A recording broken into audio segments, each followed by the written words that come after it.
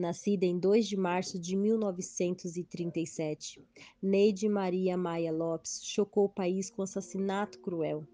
O ano era em 1960, no estado do Rio de Janeiro. O casal, Antônio e Nilza, morava com duas filhas pequenas no bairro Piedade, subúrbio da cidade maravilhosa. Ele saía para trabalhar e ela cuidava da casa e das crianças. E aos olhos das pessoas próximas, a família levava uma vida ótima. Entretanto, Antônio escondia o segredo. Estava se relacionando com outra mulher. Ele a conheceu em um trem, enquanto ia cumprir suas obrigações diárias. Seu nome era Neide, tinha 22 anos. O que era para ser uma aventura rápida foi virando parte da rotina de Antônio.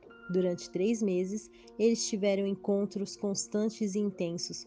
Com o passar do tempo, Neide sabia que algo estava errado entre seu novo namorado, mas não tinha coragem de perguntar e encerrar o romance, até que um dia, um amigo próximo de Antônio e que sabia da situação, revelou a Neide o que era escondido até então.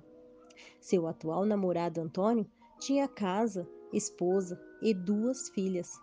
Recebendo a notícia no susto, Neide fraquejou, entrou em desespero e foi logo cobrar satisfações. Ela disse então que não aceitaria tal situação e que ele teria uma semana para acabar com o casamento. É claro, Antônio relutou, dizendo que não era bem assim e tentou equilibrar o trabalho, a casa, esposa, filha e amante. Neide não esqueceu. Ela esperava que ele tomasse aquela decisão baseada somente na paixão. Afinal, se ela jogaria qualquer coisa para o alto, ele deveria fazer o mesmo. Com esses pensamentos fervilhando em sua mente, ela passou a executar um plano que durou cerca de 6 meses. Descobriu onde a família de Antônio morava, cercou a residência, anotou hábitos e conheceu bem o rosto de sua rival, Nilza. Um dia, ela tomou coragem, bateu em sua porta. Se lembra de mim? Oi, tudo bem? Desculpe, mas não me recordo. Nós estudamos juntas. No Duque de Caxias? Isso mesmo. E foi com essa história inventada que a amante se aproximou da esposa e conquistou sua confiança. Ela também conheceu as crianças, Tânia e Solange, duas adoráveis meninas. Aos poucos, e com perguntas certeiras, Neide ia descobrindo tudo o que precisava para dar o próximo passo ao seu plano. Certo dia, perguntou para Nilza do que Antônio mais gostava no mundo, sem nem imaginar o mal que estava por vir. Ela respondeu que a pequena Tânia era a luz dos olhos do pai. Foi aí que Neide teve pela primeira vez o pensamento que mudaria para sempre a vida de todos os envolvidos no caso. Ela decidiu então que precisava se aproximar mais da garota, levando doces e presentes. Os meses se passaram. Em um dos encontros com Antônio, Neide se levantou da cama e disparou: ou você termina com sua esposa, ou eu mato sua família inteira. Assustado com a revelação de que sua amante sabia o nome da esposa, Antônio tentou entender a situação. Ela então contou que já havia estado na casa dele e conhecido suas filhas. Antônio não acreditou na intimidação, nem por um segundo. Levantou-se, vestiu-se e saiu, chegando em casa como se nada tivesse acontecido. No dia 30 de junho daquele ano, Taninha, como era chamada carinhosamente, a menina de apenas 4 anos, não queria ir à escola. Contrariada, ela foi levada pela mãe para a casa que servia de centro de ensino. Durante a tarde, uma vizinha recebeu um telefonema. Era um recado da mãe de Tânia. Ela se encaminhou à escola e avisou a diretora que uma amiga de Nilza iria buscar a criança. Sem que ninguém desconfiasse de nada, Neide retirou a menina das mãos da própria responsável pela escola. Menos de 30 minutos após o ocorrido, Nilza chegou ao local e se desesperou ao saber que uma estranha havia levado sua filha embora. A notícia se espalhou e logo alcançou aos ouvidos do radialista Saulo Gomes, que resolveu acompanhar o caso. Já na delegacia, a única pessoa com pistas sobre o caso era justamente Antônio. Assim que ouviu as características da sequestradora, ele teve certeza de que Neide, sua amante, estava envolvida no caso. Enquanto isso, ela havia levado a criança para a casa de uma amiga. Neide sabia que naquela região havia um matadouro e vários urubus sumiam com as carcaças de animais. Já na casa de sua amiga, Neide ficou conversando com a conhecida por algumas horas e disse estar cuidando da criança para uma outra amiga sua. Repentinadamente, ela pediu uma tesoura, cortou um pedaço do cabelo de Taninha e guardou na bolsa. Neide e Taninha deixaram a casa por volta das 8 horas da noite. Passaram em um mercadinho e Neide comprou uma garrafa de álcool. Curiosa, a criança perguntou o que era aquilo e, sem hesitar, ela respondeu que Taninha ficaria doente e aquele seria um remédio. Elas adentraram em um terreno ao lado do matadouro, e enquanto a criança pedia para voltar para a mãe, Neide pegou uma arma calibre 32 e disparou. Em seguida, despejou o álcool no corpo da garota e ateou fogo. Funcionários escutaram o disparo e descobriram o crime. Porém, quando a polícia chegou, nada mais poderia ser feito. Neide deixou o local e foi para casa sem saber que a polícia já aguardava.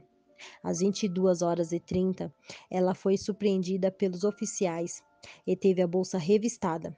A arma do crime ainda estava lá, junto à mecha de cabelo da menina. Levada à delegacia, ela permaneceu fria e negou qualquer participação no desaparecimento e na morte da criança. No local do crime, ela se recusou a olhar o cadáver e disse que contaria tudo quando voltasse. Entretanto, mesmo depois de 12 horas de interrogatório, ela continuou sem se entregar. Neste momento, entrou em cena o radialista Saulo Gomes, que, comovido pelo caso, resolveu ajudar.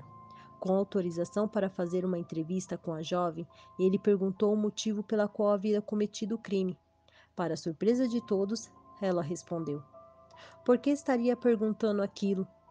E já que ele queria mesmo saber, disse: só não matei a família toda porque não tive tempo. Depois de horas em silêncio, ela usou a oportunidade para contar em detalhes tudo o que havia acontecido desde o seu primeiro encontro com Antônio. Moradores da região ameaçaram invadir a delegacia onde a homicida estava presa. Então, a polícia decidiu realizar uma transferência, que foi rodeada de tumulto. Uma viatura, usada para despistar o povo, foi destruída por cerca de 300 pessoas que esperavam ao lado de fora do prédio. Dias depois, a reconstituição do crime precisou ser cancelada, pois o risco de linchamento da mulher era muito alto. Neide foi realocada para a penitenciária Lemos Brito, em Bangu, para esperar o seu julgamento. Em outubro de 1963, a Fera da Penha foi condenada a 33 anos de prisão.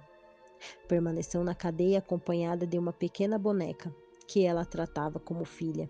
Após 15 anos de sentença, em 1975, Neide foi libertada por um bom comportamento e passou a viver com os pais até a morte deles. Menos de 2 quilômetros e quase 60 anos separaram os pais de Tânia Maria Coelho Araújo de Neide Maria Maia Lopes.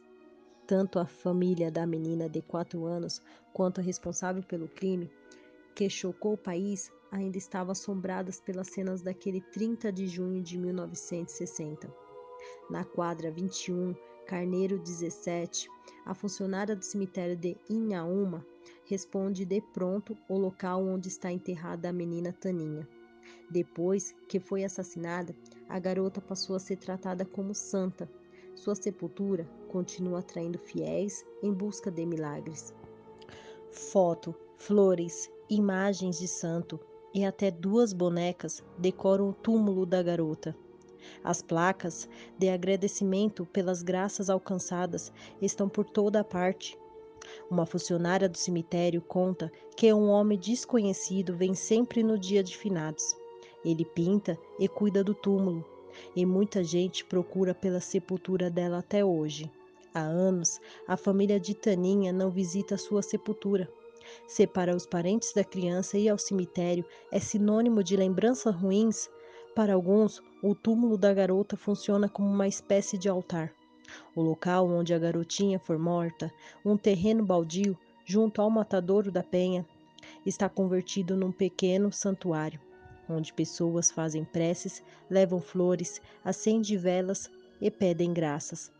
O pequeno pedaço de chão onde a criança morreu queimada após levar um tiro na cabeça foi cercado por barra de ferro, imitando um pequeno berço, por um popular anônimo. No dia seguinte, à morte de Tânia, já se erguia no local uma cruz branca, e desde então a peregrinação não cessou. Hoje, Neide Maria Maia Lopes, com 83 anos, a assassina de Tânia Maria Coelho Araújo, de apenas 4 anos, vive isolada no bairro de Cascadura, no Rio de Janeiro, raramente fazendo uma aparição pública. E o caso da Fera da Penha caiu em esquecimento com o decorrer dos anos.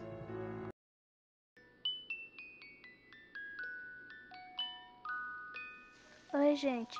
Espero que todos vocês estejam bem. Hoje estou muito melhor. Pelo menos não sinto tanta dor, apesar que demorou muito para passar.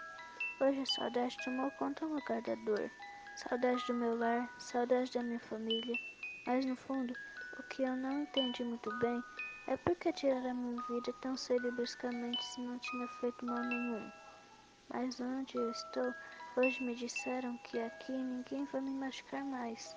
E daqui posso ver que muita coisa não mudou, porque sempre continua crianças chegando muito parecida comigo. Então me ajudem a entender até quando os inocentes pagarão pelos pecadores, até quando?